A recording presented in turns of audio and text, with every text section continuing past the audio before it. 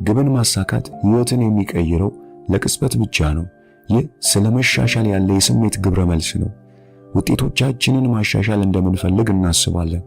ችግሮቻችን ግን ውጤቶቻችን አይደሉም።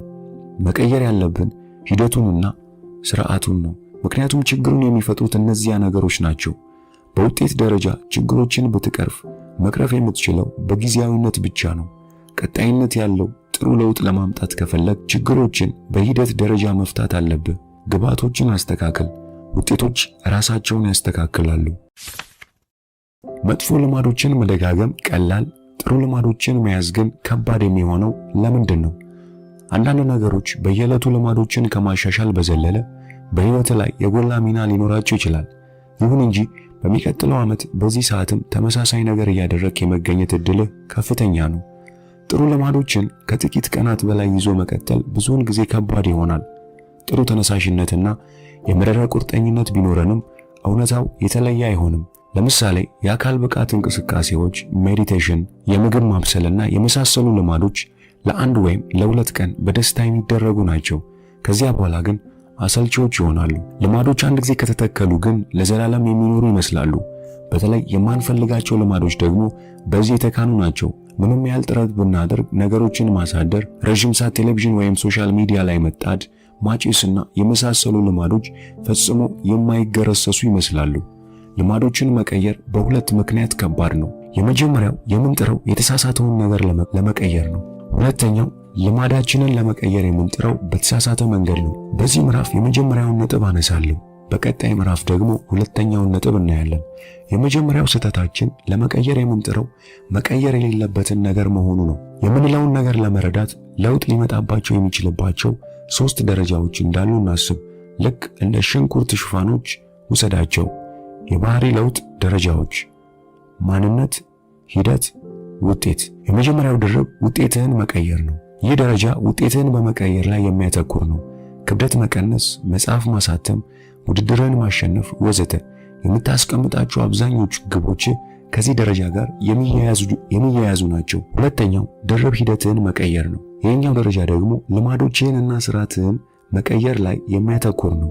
የሜዲቴሽን ስራን መላመድ፣ የአካል ብቃት እንቅስቃሴ ማድረግ፣ በየጊዜው መጻፍ ወዘተ የምትገነባቸው አብዛኞቹ ልማዶች የሚያያዙት ከዚህ ደረጃ ጋር ነው። ሶስተኛውና የውስጠኛው ድርብ ደግሞ ማንነትን መቀየር ነው። ይህ ደረጃ የሚያጠነጥነው በእምነቶች፣ በአስተሳሰቦች፣ ለራስ ባለ ምስል፣ ስለሌሎች ባለ ሚዛን ወዘተ ዙሪያ ነው። አብዛኞቹ እምነቶች፣ ግምቶች፣ መድሎች ወዘተ የዚህ ደረጃ መገለጫዎች ናቸው። ውጤቶች ያገኛቸው ነገሮች ናቸው። ሂደት ደግሞ የምትሰራቸው ነገሮች ናቸው። ማንነት ደግሞ እምነቶች ናቸው። ዘላቂነት ያለው ልማድን ወደ መገንባት ወይም የ1% መሻሻልን ስለማምጣት ስንመጣ ችግሩ አንደኛው ደረጃ ከሌላኛው ደረጃ የሚሻሻል ወይም የሚስብ መሆኑ አይደለም። የሁሉም ደረጃ ለውጦች በየራሳቸው መንገዶች ጠቃሚዎች ናቸው። ችግሩ ያለው የለውጥ አቅጣጫው ጋር ነው። ብዙ ሰዎች ሊያሳኩት የሚችሉት ነገር ላይ ትኩረት በማድረግ ልማዶቻቸውን ለመቀየር የለውጥ መንገዶቻቸውን ሊጀምሩ ይችላሉ። ይህም ወደ ውጤት ተኮር ልማዶች ይመራናል። ሌላው አማራጭ ማንነት ተኮር ልማዶችን መገንባት ነው። በዚህ መንገድ የምንጀምረው ደግሞ ማን መሆን እንደምንፈልግ በመጥቀስ ነው። ምዕራፍ 7 አእምሯችን ልማዶችን የሚገነባው ለምንድን ነው? ልማድ ማለት አውቶማቲክ እስኪሆን ድረስ በበቂ ሁኔታ የተደጋገመ ባህሪ ማለት ነው። ይህ ልማዶችን የመገንባት ሂደት የሚጀምረው በመሞከርና በመሳሳት ነው። በህይወት ውስጥ አዲስ ነገር ባጋጠመ ጊዜ ሁሉ አእምሮ ውሳኔ መወሰን አለበት። አንድ ችግር ለመጀመሪያ ጊዜ ሲመጣብህ እንዴት እንደምትወጣው አታውቅም። ልክ እንደ ድመቶች ያንንም ትሞክራለህ። በዚህ ጊዜ በአእምሮ ውስጥ የሚካሄዱ የተወሰኑ እንቅስቃሴዎች ኒውሮሎጂካል አክቲቪቲዎች ብዙ ናቸው። ምን ማድረግ እንዳለብህ ለመወሰን ሁኔታዎችን በጥንቃቄ ትመረምራለህ። በርካታ አዳዲስ መረጃዎችን ወደ አእምሮ በማስገባት ትርጉም ያለው ነገር እንደሚሰጥ ለማድረግ ትፍጨረጨራለህ። አእምሮም ከነዚህ ሁሉ ውስጥ የተሻለውን ለመጠቆም ተጨናንቆ ይሰራል። በሂደት ልክ ቁልፉን እንደተጫኑት ድመቶች ወደ መፍትሄው አካባቢ ትረግጣለህ። ለምሳሌ የመደበር ስሜት ሲቆጣጠር ትንሽ ብትሮጥ የሚያረጋጋ መሆኑን ታውቃለህ። ቀኑን ሙሉ ሰርተህ አእምሮ ስለዛለ የቪዲዮ ጌሞችን ብትጫወት ዘና እንደሚያደርግ ትማራለህ። መፍትሄዎችን ትፈልጋለህ።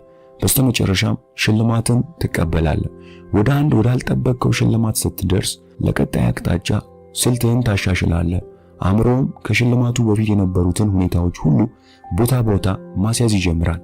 ይህ ከሁሉ የሰው ባህሪ ጀርባ ያለው የግብረ መልስ ቀለበት ፊድባክ ሉፕ ነው። መሞከር፣ መውደቅ፣ መማር፣ በቀጥታ መሞከር። በልምምድ ብዛት ጠቃሚ ያልሆኑ እንቅስቃሴዎች እየጠፉ ጠቃሚ የሆኑት ግን እየተደጋገሙ ይሄዳሉ። ይህ የልማድ ምስረታ ነው። ልማዶችህን ለመቀየር እየሞከርክ ችግር እየገጠመ ከሆነ ችግሩ ያንተ አይደለም፣ ችግሩ የሲስተሙ ነው። መጥፎ ልማዶች ራሳቸውን የሚደጋግሙት አንተ ልትቀይራቸው ስላልፈለክ ሳይሆን የተሳሳተ ሲስተም እየተከተልክ ስለሆነ ነው። በሲስተም ደረጃ ትወድቃለህ እንጂ በግቦች ልክ አታሳካም። በአንድ ግብ ላይ ከመመርኮዝ ይልቅ በጠቅላላ ስርዓቱ ላይ ማትኮር የዚህ መጽሐፍ ዋነኛው አከራካሪ ነው። አቶሚክ ከሚለው ቃል ጀርባ ካሉ ጥልቅ ትርጉሞች መካከል አንዱም እስካሁን በተነሱት ሐሳቦች ላይ በመመርኮዝ አቶሚክ ልማዶች ማለት ኢምንት ለውጥ፣ ጥቂት ትርፍና 1% መሻሻል ማለት መሆኑን እንደተረዳህ ገምታለሁ። አቶሚክ ልማዶች ግን ከየትኞቹም የቆዩ ልማዶች አይደለም፣ ትንንሾቹ እንጂ የትልልቅ ስርዓት አካል የሆኑት ትንንሽ ልማዶች ናቸው። አቶሚክ የሞለኪውሎች የግንባታ ብሎኬቶች የሆኑትን ያህል የአቶሚክ ልማዶችም የአስደናቂ ውጤቶች የግንባታ ድንጋዮች ናቸው። ልማዶች ልክ እንደ ህይወታችን አተሞች ናቸው።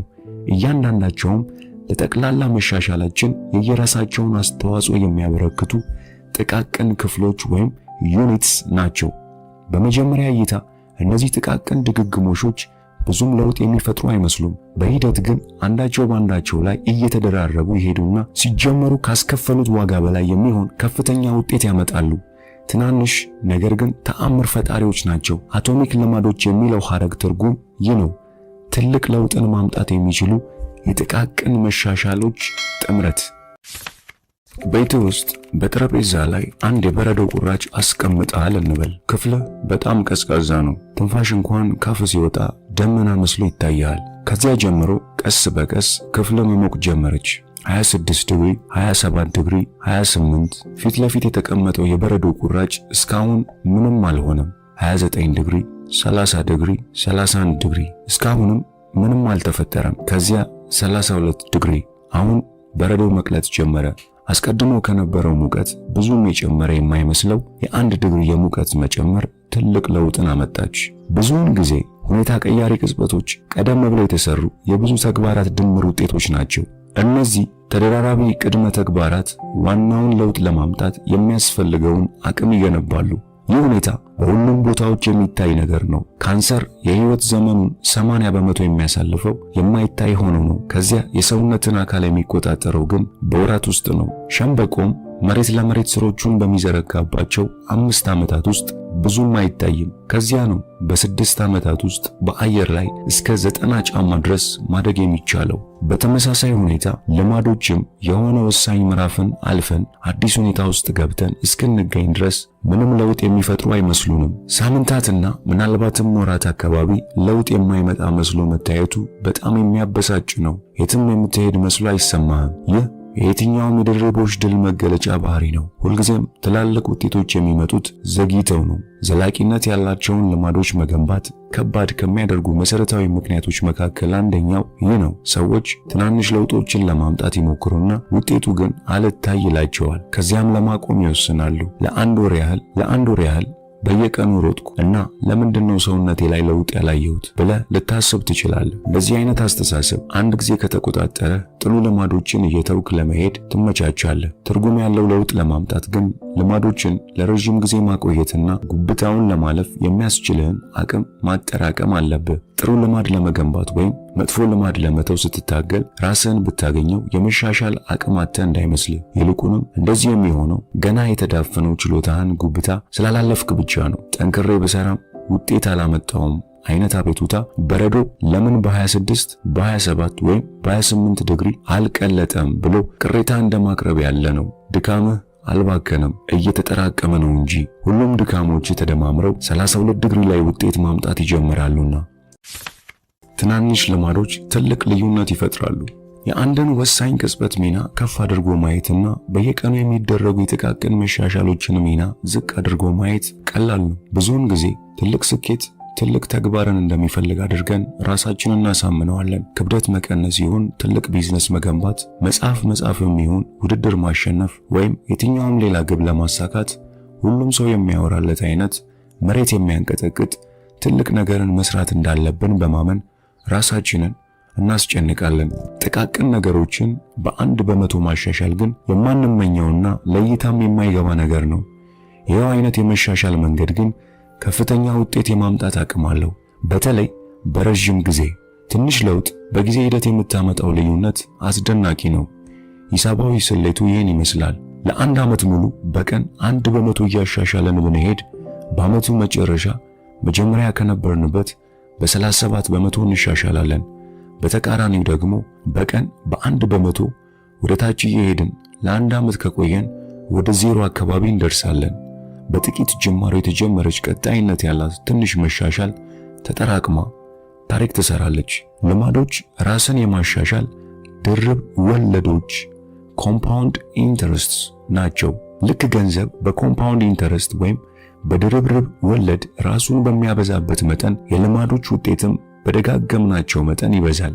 በየቀኑ ተነጥለው ሲታዩ የሚፈጥሩት ለውጥ በጣም ጥቂት መስሎ ቢታይም በወራት ወይም በዓመታት ቆይታ የሚያመጡት ለውጥ ግን አስደናቂ ነው። የመልካም ልማዶች ጠቀሜታዎችና የመጥፎ ልማዶች ጉዳቶች ግልጽ ብለው የሚታዩት ከ5 ወይም ከ10 ዓመታት በኋላ ወደ ኋላ ዞር ብለን ስንመለከታቸው መሆኑን ልብ ይለዋል።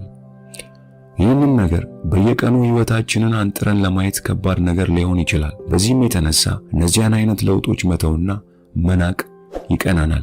ዛሬ ላይ ጥቂት ገንዘብ መቆጠብ ብትችል አሁኑኑ ሚሊዮነር አትሆንም።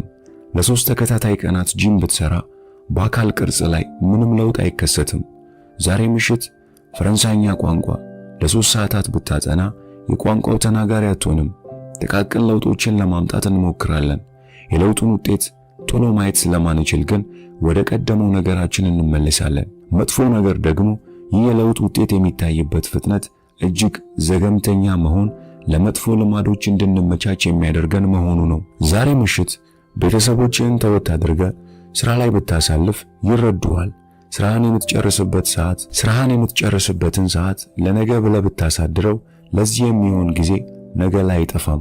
በዚህ መንገድ አንዲት ውሳኔ መተው ብዙም ከባድ አይደለም። በየቀኑ ነገሮቻችንን በ1% እያባባስን መጥፎ ነገሮቻችንን እየደጋገምን ትንንሽ ስህተቶችን እየሰራንና ጥቃቅን ምክንያቶች እያበጀን ከሄድን ግን ድምር ውጤታቸው እጅግ የገዘፈና የከፋ ይሆናል። ብዙውን ጊዜ በህይወታችን ውስጥ ለትልቅ ችግር የሚዳርጉንም እንደዚህ ያሉ የምንሰራቸው ችግሮቻችን በ1% የማባባስ ስራዎቻችን ድምር ውጤቶች ናቸው። በልማዶቻችን ላይ በምናመጣቸው ጥቃቅን ለውጦች የምናመጣው ጠቅላላ ውጤት የአውሮፕላንን የበረራ መስመር በጣም በትንሽ ዲግሪ በመቀየር እንደሚመጣው ለውጥ ያለ ለውጥ ነው። ለምሳሌ ከሎስ አንጀለስ ወደ ኒውዮርክ እየበረርክ ነው እንበል። የአውሮፕላኑ ፓይለት በ3.5 ዲግሪ ወደ ደቡብ ቢቀይረው መዳረሻ ኒውዮርክ ሳይሆን ዋሽንግተን ዲሲ ነው የሚሆነው። እንዲህ አይነት ትንሽ ለውጥ ስትነሳ አካባቢ አይታወቅም። የአውሮፕላኑ አቅጣጫውን የሚቀይረው በጣም በትንሽ ጫማዎች ናቸው። ጉዞው መላው አሜሪካን ሲያካለል ግን መዳረሻ መጀመሪያ ካሰብከው ቦታዎች በመቶ በሚቆጠሩ ማይሎች ርቀት ላይ ይሆናል። በተመሳሳይ ሁኔታ በየቀኑ ልማዳችን ላይ የምናሳያቸው ጥቃቅን ለውጦች ህይወታችንን ፍጹም የተለየ መዳረሻ ይሰጡታል። 1% የተሻለ ወይም በ1% የወረደ ውሳኔን መስጠት ትርጉም ሊኖረው የሚችል ለውጥ አይመስለንም። በጊዜ ሂደት ግን አሁን አንተ በሆንከውና አንተ ትሆን በነበረው ማንነት መካከል ያለውን ልዩነት የሚፈጥሩት እነዚህ ጥቃቅን ልዩነቶች ናቸው። ስኬት የየቀኑ ልማዶች ድምር ውጤት ነው። ወሳኙ ነገር ልማዶች ወደ ስኬት የሚወስዱ ናቸው ወይስ አይደሉም የሚለው ጥያቄ ነው። ስለ ውጤት መጨነቅ አቁም። አብዝተህ መጨነቅ ያለብህ ዛሬ ላይ ስላመጣው ውጤት ሳይሆን የዛሬው ጉዞ አቅጣጫ ላይ ነው። የወጪ አወጣጥ ልማድህ ካልተቀየረ ጥሩ ነገር አትጠብቅ። በተቃራኒው ዛሬ ላይ ድሃ ብትሆንም ሽርፍራፊ ሳንቲሞችን የምትቆጥብ ከሆነ ግን ወደ ፋይናንስ ነፃነት የሚወስድ መንገድ ላይ ነህ። ከምታስበው በላይ በዝግታ ብትጓዝም መጨረሻ ግን ያማረ ነው የሚሆነው። ውጤቶችህ የልማዶችህ ቀያሪ መለኪያዎች ናቸው። ያለ ገንዘብ የፋይናንስ አጠቃቀም ውጤት ነው። ዕውቀትህም የመማር ልማድህ ቀያሪ መለኪያ ነው። በህይወትህ ውስጥ ያሉ ምስቅልቅሎችም ነገሮችን የማጽዳት ልማዶች ድምር ውጤቶች ናቸው። የምታገኘው የምትደጋግመውን ነው። የህይወትህን መዳረሻ ለመገመት ከፈለግ ማድረግ ያለብህ ነገር ቢኖር የምታገኛቸውንና የምታጣቸውን ጥቃቅን ለውጦች ተከታትለ ማየትና ይህ የለውጥ መስመር በ20 በ30 ዓመታት የት እንደሚያደርስ መረዳት ነው። የወር ወጪ ከገቢ ያነሰ ነው። በየሳምንቱ የአካል ብቃት እንቅስቃሴ ትሰራለህ። በየቀኑ አዳዲስ ነገሮችን ታውቃለህ። መጽሐፍ በጥቂቱም ቢሆን ታነባለህ። የወደፊት ህይወትህ ሙሉ በሙሉ የሚወስኑ እንደዚህ ያሉ ጥቃቅን የጦር ግንባሮች ናቸው። ጊዜ በውድቀትና በስኬት መካከል ያለውን ልዩነት ያሳያል። ጊዜ የሚያደርገው ነገር ቢኖር የምትሰጠውን ነገር ማብዛት ነው። ጥሩ ልማዶች ጊዜን አጋር ሲያደርጉ፣ መጥፎ ልማዶች ግን ጠላት ያደርጉታል። ልማዶች በሁለቱም በኩል የተሳሉ ሰይፎች ናቸው። መልካም ልማዶች ሊስሉህና ሊያሳድጉ የሚችሉን ያህል መጥፎ ልማዶች ደግሞ ቆራርጠው ሊጥሉ የሚችሉበት እድል በዚያው መጠን ነው። ለዚህ ነው ዝርዝሩን መረዳት ጠቃሚ የሚሆነው። ልማዶች እንዴት እንደሚሰሩና እንዴት ወደ ውጤት እንዲወስዱ ማድረግ እንደምትችል መማር አለብህ። በዚህ መንገድ የሰይፉን ቆራጭ ስለት የማስወገድ እድል ታገኛለህ። ግቦችን እርሳና በሂደቱ ላይ አትኩር። የተለመደው አረዳድ በህይወታችን ውስጥ የምንፈልጋቸውን ነገሮች ለማሳካት ብዙ ጭንቀት የሌለበት ዘና ያለ ህይወት ለመኖርና ውጤታማ ህይወትን ለመምራት ቁልፍ ነገር ሊተገበሩ የሚችሉ ግቦችን ማስቀመጥ ነው የሚለው ነው። እኔም ለብዙ ዓመታት ልማዶችን የምቃኝበት መንገድ ይህ ነበር። እያንዳንዳቸው ሊደረስባቸው የሚችሉ ግቦች ናቸው። ለምሳሌ በትምህርት ቤት ውስጥ ማምጣት ስላለብኝ ውጤት ግብ አስቀምጣለሁ።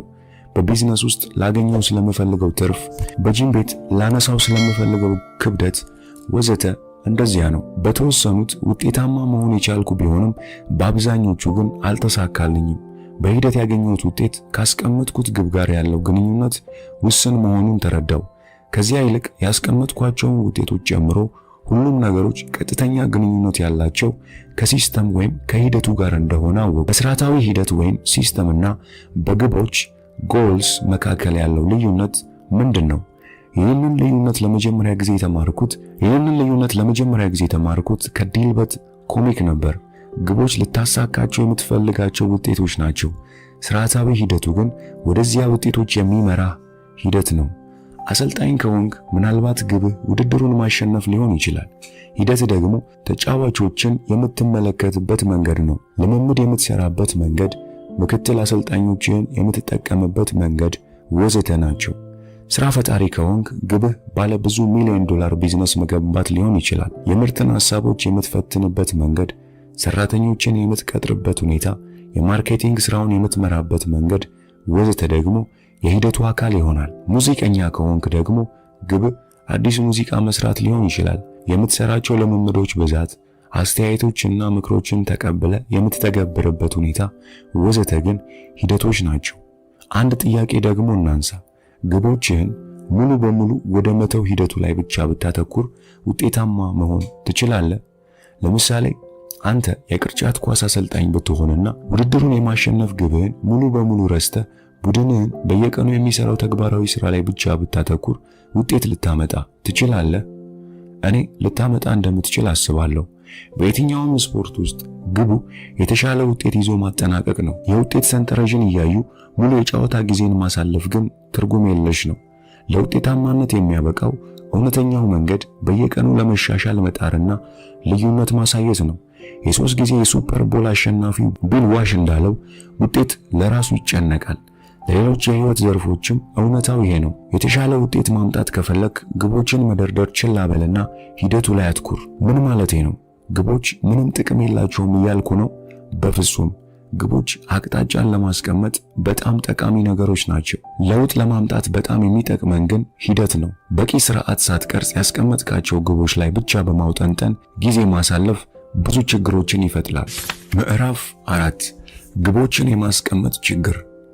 በቂ ስርዓት ሳትቀርጽ ያስቀመጥካቸውን ግቦች ላይ ብቻ በማውጠንጠን ጊዜ ማሳለፍ ብዙ ችግሮችን ይፈጥራል። ችግር 1 አሸናፊዎችም ተሸናፊዎችም ተመሳሳይ ግቦች ያሏቸው። ግቦችን ማስቀመጥ ለውጤታማዎች በማድላት መድሎ ሰርቫይቫልሺፕ ባያስ በከፍተኛ ሁኔታ የተጠቃ ነው። ትኩረት የምናደርገው አሸናፊ ሆነው በጨረሱ ወገኖች ላይ ነው። በዚህም የተነሳ ለውጤት ያበቃቸው የተለጠጠው ዕቅዳቸው እንደሆነ አድርገን እናስባለን። ተመሳሳይ ግቦችን አስቀምጠው ሩጫውን በተሸናፊነት የቋጩ ተወዳዳሪዎች ግን አናይም። የትኛውም የኦሎምፒክ ተወዳዳሪ የወርቅ ሜዳሊያውን ማሸነፍ ግቡ ነው። የትኛውም ምሩቅ ስራ ማግኘት ያለማል። ውጤታማ የሆኑም ውጤታማ ያልሆኑም ሰዎች ተመሳሳይ ግቦችን የሚጋሩ ከሆነ በተሸናፊና በአሸናፊ መካከል ለተፈጠረው የስኬት ልዩነት ምክንያቱ ግቦችን ማስቀመጥ አይደለም ማለት ነው። ችግር 2 ግብን ማሳካት ቅጽበታዊ ለውጥ ብቻ ነው። የመኖሪያ ክፍልህ በጣም ስለቆሸሸ ልታጸዳው ግብ አስቀመጥክ እንበል። ጉልበትህን አሰባስበህ ወደ ሥራ ከገባ ንጹህ ክፍል ይኖርሃል በዚያች ቅጽበት። ይሁን እንጂ አስቀድሞም ቆሻሻ ክፍል እንዲኖርህ ወዳደረገው ባህሪ የምትመለስ ከሆነ ክፍልህ እንደገና ይቆሽሻል። እንደገና ለማጽዳት ሌላ ብርታት መፈለግ ይኖርብሃል። ሂደቱን ባለመቀየር ምክንያት በተለያየ ጊዜ ተመሳሳይ ውጤት ስታባረር ትኖራለህ ማለት ነው። ምክንያቱን ሳያስወግዱ ምልክቶቹን ብቻ እንደማከም ነውና።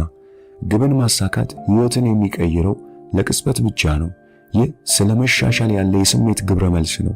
ውጤቶቻችንን ማሻሻል እንደምንፈልግ እናስባለን። ችግሮቻችን ግን ውጤቶቻችን አይደሉም። መቀየር ያለብን ሂደቱንና ስርዓቱን ነው። ምክንያቱም ችግሩን የሚፈጥሩት እነዚያ ነገሮች ናቸው። በውጤት ደረጃ ችግሮችን ብትቀርፍ መቅረፍ የምትችለው በጊዜያዊነት ብቻ ነው። ቀጣይነት ያለው ጥሩ ለውጥ ለማምጣት ከፈለግ ችግሮችን በሂደት ደረጃ መፍታት አለብህ። ግባቶችን አስተካክል፣ ውጤቶች ራሳቸውን ያስተካክላሉ። ችግር 3 ግቦች ደስተኝነትን ይገድላሉ። ከየትኛውም ግብ ጀርባ ያለው ድብቅ ስሌት አንድ ጊዜ ግብን ካሳካው ደስተኛ ሆናለሁ የሚል ነው። ግቦችን የማስቀመጥ አስተሳሰብ መሰረታዊ ችግር ሌላ ግብ እስክታሳካ ድረስ ደስታን አሽገህ እንድታስቀምጥ የሚያደርግ መሆኑ ነው። በዚህ ወጥመድ ብዙ ጊዜ ተይዣለሁ። ለዓመታት ደስታ ማለት ለኔ ወደፊት የማጣጥመው ገና ያልመጣ በረከት ነበር። ሂደትን የማስቀደም አስተሳሰብ ማርከሻውን ይሰጠናል። ከውጤቱ ይልቅ በሂደቱ ስትወሰድ ደስተኛ ለመሆን የምትጠብቀው ቀን አይኖርም። ሂደትህ በአግባቡ እየሄደ እንደሆነ በየትኛውም ጊዜ ደስተኛ መሆን ትችላለህ። ሂደት ደግሞ በአንድ መንገድ ሳይሆን በብዙ አማራጭ መንገዶች ውጤታማ መሆን ይቻላል። ችግር ግቦች ከረጅም ጊዜ እድገት ጋር አይጣጣሙም። ግቦችን የማስቀደም አስተሳሰብ የአሳክቻለሁ ስሜት ዮዮ ኢፌክት ይፈጥራል። ብዙ ሯጮች ለወራት ጠንክረው ይሰራሉ። ልክ ድል አድርገው ከገቡ በኋላ ግን ልምምድ መስራት ያቆማሉ። ከዚያ በኋላ ውድድሩ ሊያነሳሳቸው አይችልም። ድካምህ ሁሉ አንድን ግብ ያማተረ ከሆነ እሱን ካሳካ በኋላ ሊያነሳሳ የሚችል ምን ቀሪ ነገር ይኖራል? ለዚህ ነው ብዙ ሰዎች ግባቸውን ካሳኩ በኋላ ወደ ቀደመው መጥፎ ልማዶቻቸው ሲመለሱ የምናየው። ግብን የማስቀመጥ ጥቅሙ ውድድርን ለማሸነፍ ነው። ሂደትን የመገንባት ጥቅም ግን ጨዋታውን እየተጫወቱ ለመቀጠል ነው። እውነተኛ የረጅም ጊዜ ሐሳብ ግቦች ላይ ተመሰረተ አይደለም። ሂደት ማቆሚያ ስለሌላቸው መሻሻሎችና ቀጣይነት ስላላቸው ማሻሻያዎች ናቸው። እድገትህን የሚወስነው ዋናው ነገርም ያንተ ቁርጠኝነት ነው። እስከዚህ ቪዲዮ መጨረሻ አብረውኝ ስለነበሩ ምስጋናዬ ከፍ ያለ ነው። ከዚህ መጽሐፍ በግል የወሰድኳቸውን ወርቃማ ነጥቦች እነሆ። አንደኛ፣ ልማዶች ራስን የማሻሻል ድርብ ወለዶች ናቸው። በቀን 1% መሻሻል በረጅም ጊዜ ከፍተኛ ውጤት ያመጣል። ሁለተኛ፣ ልማዶች በሁሉም በኩል የተሳሉ ሰይፎች ናቸው። ሊሰሩ ወይም ሊሰብሩ ይችላሉ። ዝርዝሩን መረዳት የሚጠቅመንም ለዚህ ነው። ሶስተኛ፣ አንድ ትልቅ ምዕራፍ እስክትሻገር ድረስ የትናንሽ ለውጦች ጥቅም አይታየም። የየትኛውም ነገር ድርርቦች ወይም ኮምፓውንድ ውጤት የሚመጣው ዘግይቶ ነው። ስለዚህ ትዕግስት አስፈላጊ ነው። አራተኛው፣ አቶሚክ ልማድ የትልቅ ስርዓት አካል የሆነ ልማድ ነው። አተሞች የሞለኪውሎች የግንባታ ብሎኬቶች እንደሆኑ ሁሉ አቶሚክ ልማዶችም የትልቅ ውጤቶች የግንባታ ብሎኬቶች ናቸው። አምስተኛው፣ የተሻለ ውጤት ከፈለግ ግቦችን መደርደርን ቸል በልና ስርዓቱ ላይ አትኩር። በመጨረሻም በስርዓቶችህ ልክ ትወድቃለህ እንጂ በግብ ልክ አትነሳም። የዛሬ የመጽሐፍ ቅምሻችን የሚመስል ነበር። ይህንን መጽሐፍ በአማርኛ የምትፈልጉ ከታች ባለው የቴሌግራም ሊንክ ልትጽፉልኝ ትችላላችሁ። ለዚህ ድንቅ ቤተሰብ አዲስ የሆናችሁ ይህንን ቻናል ሰብስክራይብ በማድረግ እንድትቀላቀሉ ጋብዛችኋለሁ። ሁሌ እንደምለው አዲስን ነገር መስማትና መናገር እንልመድ።